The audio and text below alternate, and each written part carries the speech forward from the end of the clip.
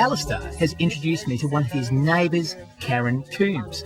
Karen has a PhD in the vulnerable Lumholtz tree kangaroo. Endemic to the tablelands, spotting a tree kangaroo is a very rare treat indeed. They're elusive and extremely hard to see. Karen's study site is her home too, and surrounded by prime habitat for tree kangaroos, not to mention walk-ins like this young cassowary. So how'd you come across Isabel? Isabel's mum was killed, we presume, by a dog, and Neil found her away from the edge of the road. That's why we think it wasn't a car.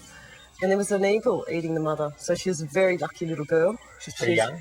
She was very young. She was only a small little thing about this big, about 400 grams. I love their body design. This tail's like a panther's tail, isn't it? It's a tail built for balance. Definitely.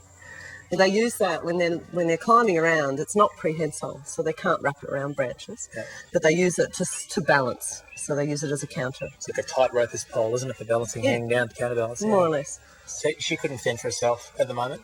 She can climb, and she can certainly, they eat leaves, and she can look after herself, but I think she'd be a little bit small to be out on her own. Yeah, so in a perfect world, she'd be out with her mother still? Definitely. They stay with their mums till they're 2 or 3, and she's about 19, 20 months old now, so she's still only a baby, really.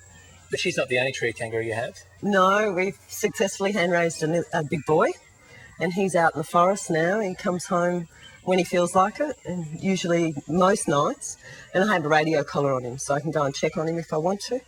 So we could probably go and have a look for him if you like later. That'd be fantastic. Do a bit of tracking. Yeah.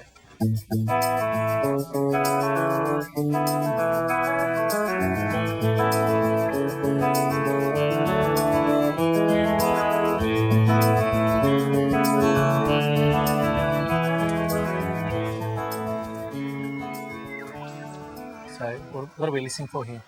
We'll hear that beep.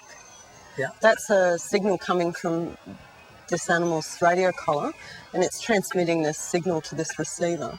Now, if I move the antenna around, you hear that it actually stops, or it's really soft. There's somewhere down here. So if you point it in that direction, so we know he's down that way, you can hear that's quite loud.